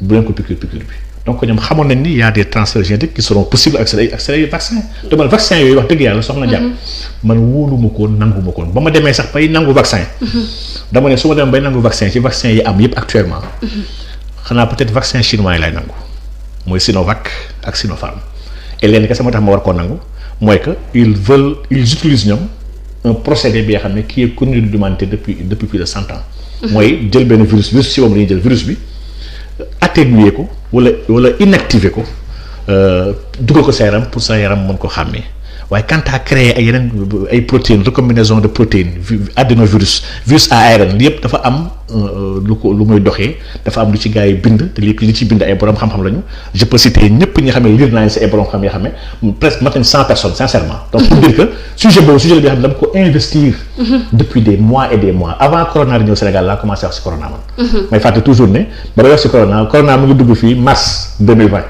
ba may njëkk commencé def ay vidéo di alerter corona c'était en janvier 2020 ak février 2020 fekk vous étiez en avance di wax ci waxu géopolitique donc wax dëgg yàlla kon ma lii duñ ci ay gan di ci wax sincèrement d'accord mais professeur waxtu bi xoj na mais duma la fi am te duma la laaj par rapport ak débat bi nga xam ne moo pollué Sénégal on parle que de ça l'affaire Ousmane Sonko Adji Sarr les sorties les émeutes noo ko dundee waaw yaa may laaj ci li nga xam ne jàpp naa sama du ma ci wax te mooy ma lii moom vraiment jar sa wax lu tax ma ne jarta wax mooy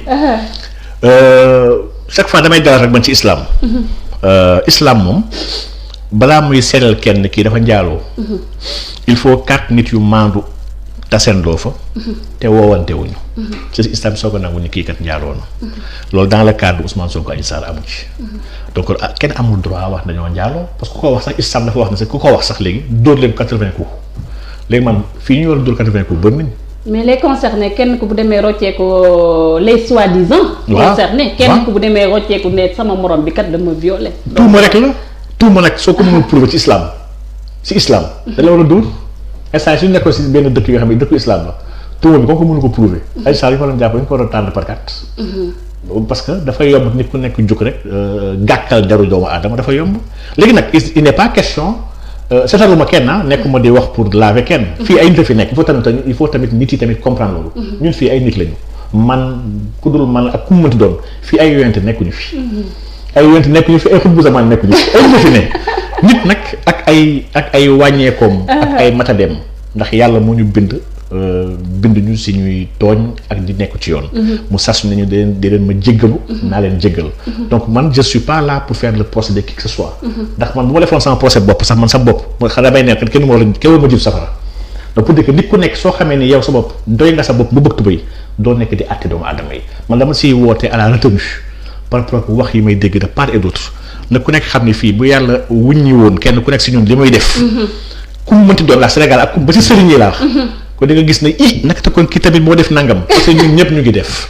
ku yàlla suturaal kese fi ne. kon lañu am complot bi nga xam ne Ousmane Sonko ak ñoo ñoom ñu ngi koy rek wax par rapport à ce sujet est-ce que nekkul moo gën a yokk sax coow li kii loo xam ne affaire privée la waroon doon. waaw affaire moom depuis le début c'est pas privé. affaire bi moom musul privé. affaire d'état dama jàpp sax ne affaire d'état la léegi nag. La thèse du complot elle est évidente hein. Fii y a eu un complot y a eu des gens yoo xam ne dans l'ombre xamuñu kan la nag man mënu ma wax ni kii la kee la. am na ñu wax ne président Macky Sall la man sincèrement je pas dire que président Macky Sall donte xam naa ni. nit ku tuuti la te sew te ñàkk jom. dara jomb ko mën na def lu ne. waaye du ma ko jiiñ ndax dëgg yàlla ku nekk si ginnaaw on ne sait pas mais xam nañu forcément y a des gens derrière une fille victime. mais Ousmane Sonko aussi yombal leen ko aussi. waaw c'est que. il a prêté le flanc. oui loolu moom c'est un autre débat man jàpp naa ni kilifa gi mu doon. vraiment ñu ngi ko doon xaar ci leneen. ñu ngi ko doon xaar ci beneen ci fegu. au moins vous êtes honnête professeur. fegu ñu ngi ko doon xaar ci fegu parce que man dama ne waxuma sax moom. mbër yi kese ay mbër. bon donte nag ñàkkaluma solo mbër nag wax dëgg yàlla. donc waaye nag da gis mbër bi nga xam ne sax moom ci woom conscient na si lan mooy massage. ba embaucher un masseur bu koy fekk këram di ko masser masseur professionnel bu koy masser këram chaque jour. après entraînement da nga mbër ñoo am conscience boobu en ce moment kuy laaj réew. di jëfanteeg ay saay-saay yoo xam ne mën nañu assassiner waate. Ousmane Sonko il a échappé belle sax man dama jàpp ni bu nekkoon genre police kaay wala waa KGB yi gaa ngi koy rey. dañuy jël benn huile kese huile bu doy waar jox ko ne ko dañ lay fay nii marché ñu ko boole si lii kese ñu fay la 100 millions. kenn du yëg mu marché ko huile bi.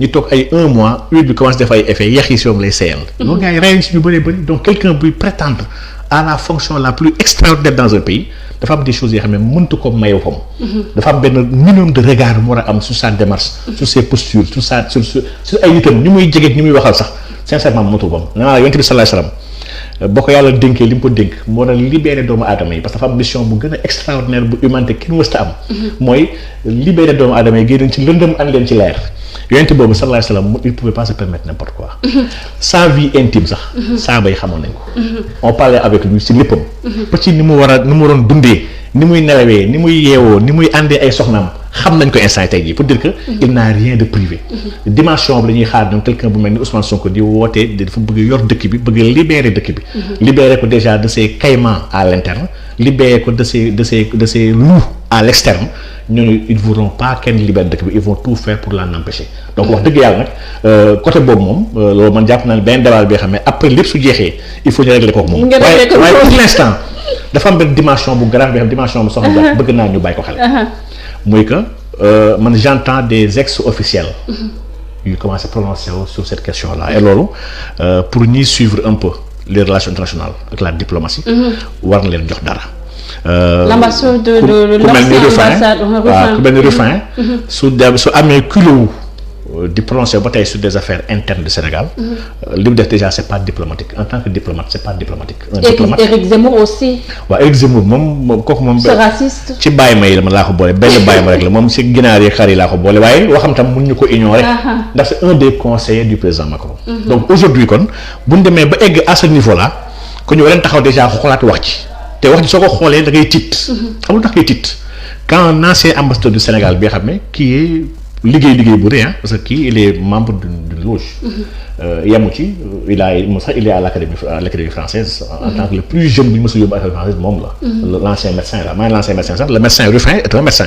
n'est-ce pas donc kii décoration Macky Sall si moom la jaaroon à la France jamono boobu sax ça a failli créer ay problèmes entre Abdoulaye Wade ak la France bañ na ko sax après France sax Abdoulaye sori na France.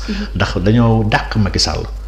ñu jël Macky yóbbu ko France pour décorer ko ordre du mérite des Français donc pour dire que ni ça voulait tout dire pour quelqu'un bi nga xam ne nekk du sax président nga war a xam ne kon y a un choix qui a été fait sur la personne de ce gars-là phénomène boobu ñu bëri dañ ko bàyyiwul xel mais Ruffin a été l'artisan Ruffin mu fiy nekk de 2007 ba ñu fiy jógee en 2011 nit la bi nga xam ne tous les cercles de ce qu'on appelle les pro-français te xam naa say homme politique fii Sénégal fii ñu bëri ñu xam see ñu bokk ñoom il se retrouvait chez lui chaque mois dafa doon maye ay buffet ak des dîners yoo xam ne des généraux de l'armée du Sénégal des députés des ministres des hommes d'affaires sénégalais ak tout le patronat français dañu doon tase di waxtaan pour les intérêts de la France waaye liggéey la pour la France-Afrique pour la dimension soft de la France-Afrique donc aujourd'hui su ñu amee officiel bu mel noonu buy wax ci waxu éliminer ne pas éliminer di sañ-sañ sax di prononcer wu di Sénégal alors qu'il n'est pas en fonction et il devrait pas. sur un dossier boo xam ne nit yi.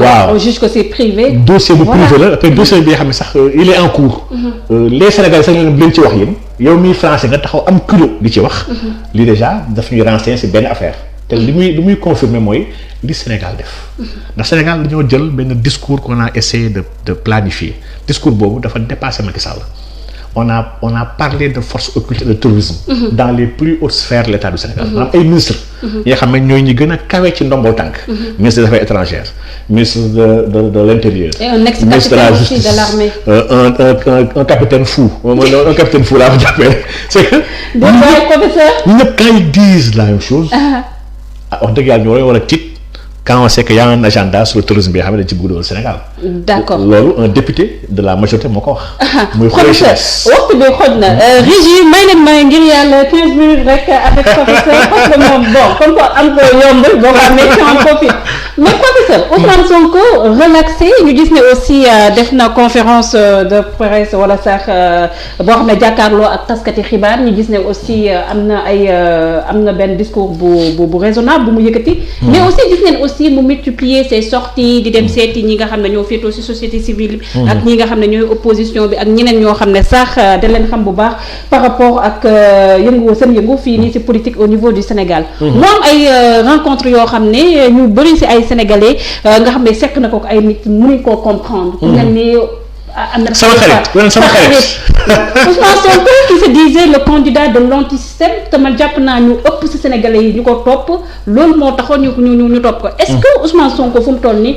il n'est pas en train de trahir ses principes sur ce coup. waaw phénomène la bi nga xam ne pour man il peut y avoir sax des canevas de décryptage yoo xam ne yu différents suivant fa lañ situé wu pour ma part xawma quelle est sa logique derrière waaye sama njort dama jàpp ne la c'est une logique de quelqu'un bi nga xam ne gis na ni dañ may waaj a sacrifier dañ maa bëgg évincer parce que effectivement l'état en place moom man gëm naa ni duñu taxaw ñoom ils veulent massacrer Ousmane Sonko muy benn léegi dans cette logique là mu gis ne y a des combats yoo xam ne que qu'on soit dans le système ou hors du système wala à côté du système wala en dessus du système wala en bas du système bi ñun ñëpp xam combat bi nga xam ne mooy combat systémique bi nga xam ne moo ñu boole. voilà mooy l'agenda républicain des élections sûres sérieuses une justice indépendante des échéances électorales qu'on va respecter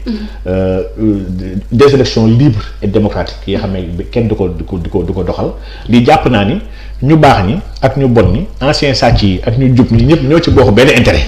voilà et kon jàpp naa ne kon nii on doit war a retrouver autour de ça. taxul nag ñu war a ànd ci ay principes ci ay valeurs. on jàpp naa Ousmane Sonko bu dofee ba yaakaar ne. ñooñu mën nañu koo jox nguur. soobaa kon dina yàq nag soo fois day soog a yàq lépp lu mës a tabax. mais gëm naa ni c'est quelqu'un de lucide et très bien entouré. ñi mu àndal dama si xam ñenn ñi nga xam ne mën naa tudd ku mel ni Diallo Diop. docteur Diallo Diop. kooku nit bu ko gën a intègre wax dëgg yàlla jafe na. ñoom pas àllakan. c'est que ñii c'est des gens yoo xam ne dañoo bañ depuis temps Senghor laax de. ñi bu doon xaalis wala nguur wala dara am nañ ko bu yàgg mais ils sont restés sur des principes. ndegam ñi nag ils sont avec lui. Ils se laisseront pas faire ndax ñi Sonko moomu leen jëndu leen ils sont très libres. bu ñu gisee Sonko bëgg a dox ci li nga xam ne ñoom bokkul lu ñu ànd nag moom ils vont lâcher. donc man jàpp naa ni kon aujourd'hui il faut tamit ci comprendre système parce que ma gis gars yi bëri ñuy wax ci waxu système bi. système terewul nit ki mu ànd ak quelqu'un bi xam ne ñaar bokk na système damay joxe exemple yonent bi sallallahu alayhi wa sallam. mais système boobu professeur dogguma la man bëgguma sax di lay dog j'aime bien. oui si j'aime bien vous écouter. mais bu ñu waxee système aussi système boobu ay nit ñoo koy incarner. effectivement voilà nit kooku di koy incarner ay valeurs lay entièrement d'accord man dama ne sax Sonko sa laalagul système ba tey moom mu ngi wax waxu système ba tey moom laalagul système bi. le grand système dëgg-dëgg c'est la constitution du Sénégal mooy système bi nag. moom moo tëral li fi li coow yëpp. Pouvoir exorbitant du président de la République. Laïcité loi góor jigéen yi xeex ni yëpp code de la famille yëpp yi xam ne mooy problème mu nit ñi traité yi seen place dans l'architecture la hiérarchie des normes c'est que tout ça c'est la constitution mooy li nga xam ne mooy charte ndey charte réew. mooy li nga xam ne loolu bu ñu ko réglé on a réglé tout le pays. suñ ko réglé nag ba pare nag avec les institutions et tout fexe nag teg ay nit yu jub te maandu ci niveau yu gën a kawe yi parce que une institution quand elle est incarnée par une personne propre, droite et honnête, on a du respect pour cette institution-là. Mais quand elle est incarnée par une personne malhonnête, maladroite, inconsciente, institution bi jàpp dara sa bët. dama aujourd'hui dama jàpp ni système boobu si ñuy wax pour revenir à mon exemple dama Yonent bi sallallahu alayhi wa sallam ñëw na Médine andi un système bi nga xam ne système bu juste la système la bi nga xam ne nanguwul riba. système bi nga xam ne dafa xeex toute forme de riba ndax it sama waxoon na sax riba 77 parties la. partie bi ci gën a ndaw mooy ku tëdd ak propre yaay bi ko jur. xam nga di bàkkaar gën a ko ngan. kon riba moom il est au cœur même du combat de l'islam am ay maqasit yoo xam ne moo lal lépp l'islam. pourtant it sam def na un pacte de non agression commune de convivialité et cetera ba andi sax une constitution de Médine. avec des juifs yi nga xam ne c'est les champions du riba. maanaam sàcc gënul mag rek juif ci kaw suuf. ndax ñoom dañoo gëm sax ñoom 10 commandements yi yàlla jox yonent Yàlla Moussa pour ñoom sens dañ ko war a observer entre juifs lii ba mu juif nekk fii Sénégal yi nekk fii Dakar loolu ñuy doxal. pour ñoom tu ne voleras pas à un juif. mais tu peux voler à un non juif soobaa tu n'as pas volé sàccoo. tu ne forniqueras pas tu ne tueras point yii yëpp commandement yëpp ñoo jàpp ni entre juif war ñu ko defante mais soo ko defee un non juif defoo dara lu bon. donc juif bu njaalooyee ak non juif loolu du njaaloo kenn du ko bindal. bu sàccee un non juif moom sàccul. bu reyee un non juif tam reyu nit ndax ñoom dañoo jàpp ce sont des goyim xam nga goyim baat bi goyim goy mooy ñi nga xam ne ay mala lañ c'est des mala. juif yi ñoom dañoo jàpp ni ñëpp ñu dul juif maanaam ñun ñii. man yow ñëpp nous sommes ay animaux lañu. yu Yahvé jox benn melokaanu nit pour ne pas agresser seen ay maam. donc aujourd'hui ndegam Yonent bi sallallahu alayhi wa sallam nga xam ne moom mooy système bi. moom moo allié wu ànd ak ñoom ci benn diir ba ñu nekkee Médine mu partiser avec des gens yoo xam ne bokkuñu gëm-gëm bokkuñu fi ñu jëm bokkuñu pratique. bokkuñu rituel. waaye ils se sont tolérés ils se sont acceptés parce qu'ils ont eu un but commun. kon man gëm naa ne quelqu'un bu war a xeex fi système Sénégal bi système bi c'est le faux système là parce que système bay tuddaguñ ko système bi c'est la laïcité d'abord il faut ñu régler ko. moo tax man ba léegi waxu système. mais quelqu'un bu waxu système gëm naa ne war na mën a seeti kenn ku nekk ñëpp ñi nga xam ne sont les parties prenantes ñi amandoo benn lenn li nga xam ne ñoo koy bañandoo ñëpp. maanaam li ñu bokk àndandoo bañ ko. ñi taxaw waxtaan si jëm ko xeexandoo ensemble ndax ensemble ci mën a am ndam. léegi li nga xam ne sa xeex la yow nag nga porté ko soo bañ ko jaxase bañ ko jox ñi nga xam ne bokk leen koy ñaar. donc man nag vraiment nag dem seeti Ahmed Khalifa man ça m'a choqué et neexuma. su ma waxee dëgg rek laa wax. ndax man du question sax système dara il a ses raisons je respecte jugé wu ma dem ñaar ñëpp nag. mais man dama jàpp ne am na fenn fi xam ne bu ñu fa tolloo ci ay attaques. ñu attaqué woon tamit ak yow benn attaque bu extraordinaire. après toogaat ak yow vraiment ma dina ma jafe wax dëgg yàlla. voilà quelle image renvoyer à la jeunesse aussi. waaw vraiment dama jafe dama jafe valeur mais ñu gaaw rek professeur. ñu gis ne aussi si mbir moomu am na ñoo xam ne da leen a jàpp ñoo xam ne sax mun nañu wax ne si seen coalition bi ngeen bokk. samp si la bokk le peuple. ku mel ni Clédor Sène kii di Guy Marius Sagna ak Assane Diouf. déjà le président de la République a appelé à l'apaisement. mais dafa mel ni comme apaisement boobu dafa joxe bopp rocc ci làmmiñ. donc noo gisee ba tey ñii nga xam ne mun nañoo wax ne defuñ dara ñu téye leen ba tey. waaw ñu demande liberté provisoire. déjà démb ils ont été face au magistrat du instructeur du troisième cabinet. Effectivement c'est que xanaa am métit rek soxna Ndiaye man dama ci am métit bu rëy bi nga xam ne. dama jàpp ne dañoo nelawal suñu combat. ndax bien vrai que dafa am li jugoon li taxoon a jug Sénégalais yi. te ñëpp nangu nañ ne c'est un combat bi nga xam ne bu citoyen bu démocratique. pour des libertés. Pour àq ak yelleefu doomu aadama dont Ousmane Sonko en faisait partie. dañ doon xeex. voilà c'était pas seulement Ousmane Sonko. day mel ni comme xeex bi c'était pour Ousmane Sonko. léegi nag am na fu ñu toll fii xamee nag am na li xew mooy dafa am benn responsable bi nga xam ne quelqu'un bi nga xam ne wax dëgg yàlla man jàpp naa ni si ñu gën a responsable si dëkk bi la bokk muy sëñ Mountakha Mbacké. mu jël responsabilité am xam ni njaboot la. xam ne am na lu xew ci dëkk bi tam daf ci war a am taxawaay moom ci woom te wax dëgg yàlla nag yàgg na am taxawaay ci réew mi.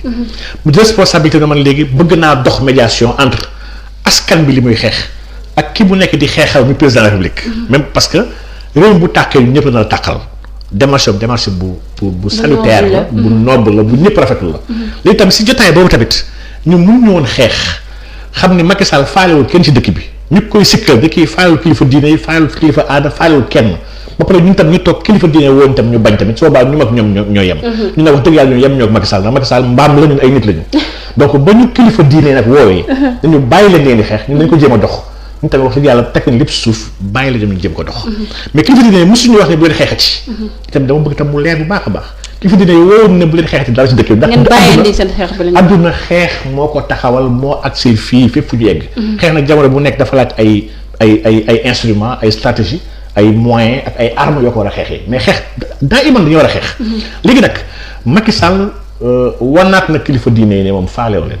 ndax bu sëñ Mountakha woo ko jox ko mémorandum bi nga xam ne ñenn si askan bi ñoo ko bind ne ñoom li lañu bëgg te ñu ko laaj yëpp dara nekk si lu ko jomb. rendons justice ci xam ne leen rey. nañu seet ñu leen rey ñu àtte leen ndax rey nit waruñu ko bàyyi mu impuni.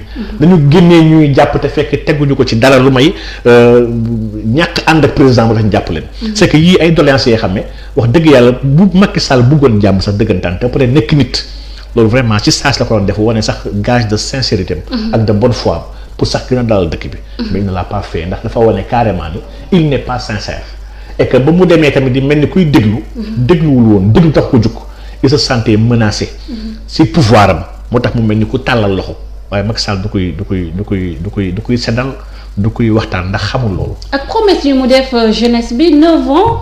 après mun nañu wax ne 3 ans moo ko des par rapport ak l'emploi de la jeunesse vous pensez que c'est sincère ou bien c'est faisable sax. man dama jàpp ne les promesses pour man ni ko koy waxee sax une promesse n'engage que ceux qui y croient. man Macky fenkat laa ko jàppee. professeur. fenkat la lépp lu mës a wax Macky fan la toll ak conseil de ministre décentralisé mi. bi nga xam ne dem na dëkk lambari gox bu nekk digge fa ay milliards fan la mujjee Macky képp ku gëm li muy wax sax dama jàpp ne yow sax xel bi ça va pas. Macky fenkat la bu attitré bi nga xam ne wax dëgg yàlla man gëwuma dara li muy wax xam naa ne du ko def pour reprendre ses propres mots à lui. donc wax dëgg yàlla la jeunesse instant doit être consciente et elle doit être debout war a xam ni carrément ñii toog fii di ñu nargué jeunesse boobu si moom ay ndaw Macky Sall dañ bitim réew traité ñu ay terroristes. jeunesse boobu ay ndaw Macky Sall dañ traité ñu ay mbër yu amul combat. jeunesse boobu ay ndaw Macky Sall dañ fële ca Fuuta. di woo ci ñaawteef di wax ko islamisme di andi question de technicisme bi nga xam ne lu dangereux la pour Sénégal. dama ne ndaw Macky Sall saa yu ñu demee wax ay bêtises yu ñuy wax yi nga xam ne lépp lu ñuy wax mën a taal réew.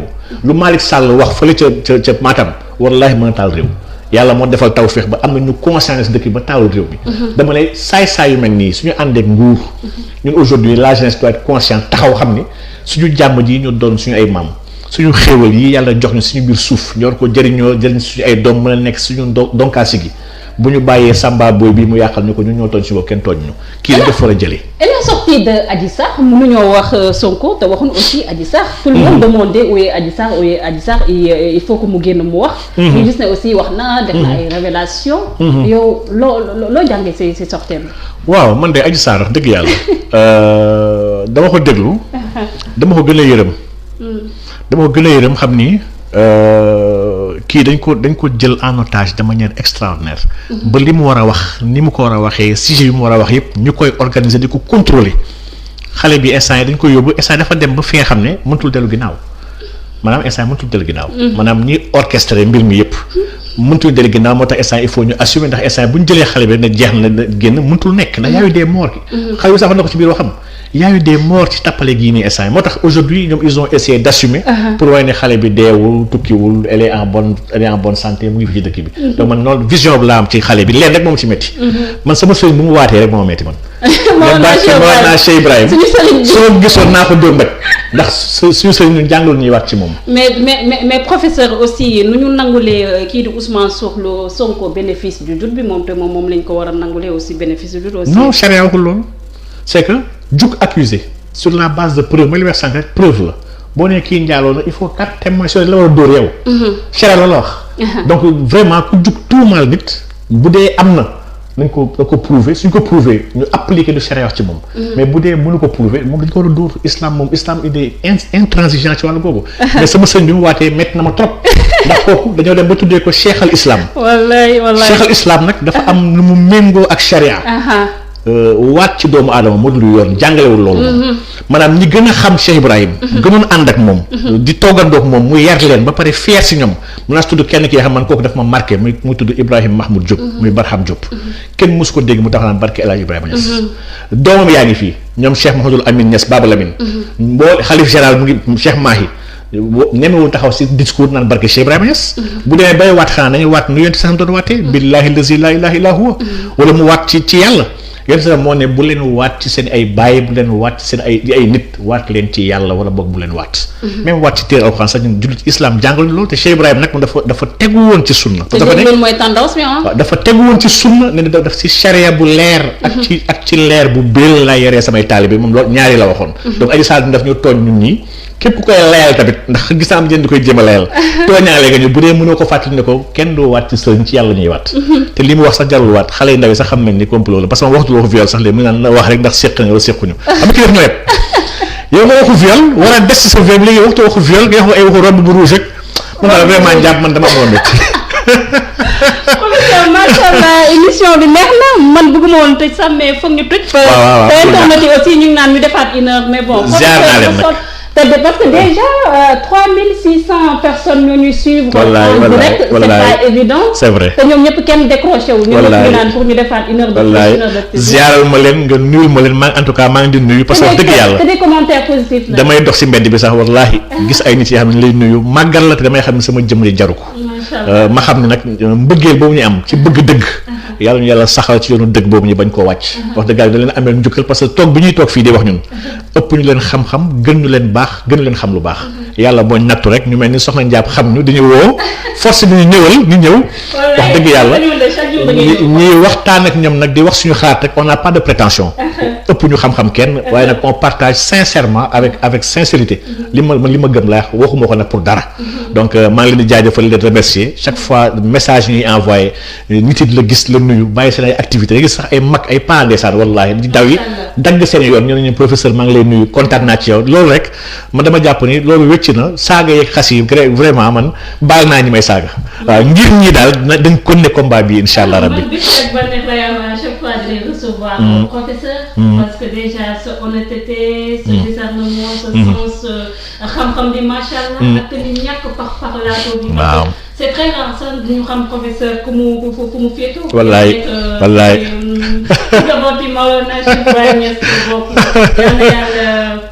yal na yàlla dëgëral taxawaay. amiin amiin amiin amiin yaa rabbi amiin ñu bokk lépp. ba ñu fekkee yëpp. amiin incha allah ñu libéré Sénégal.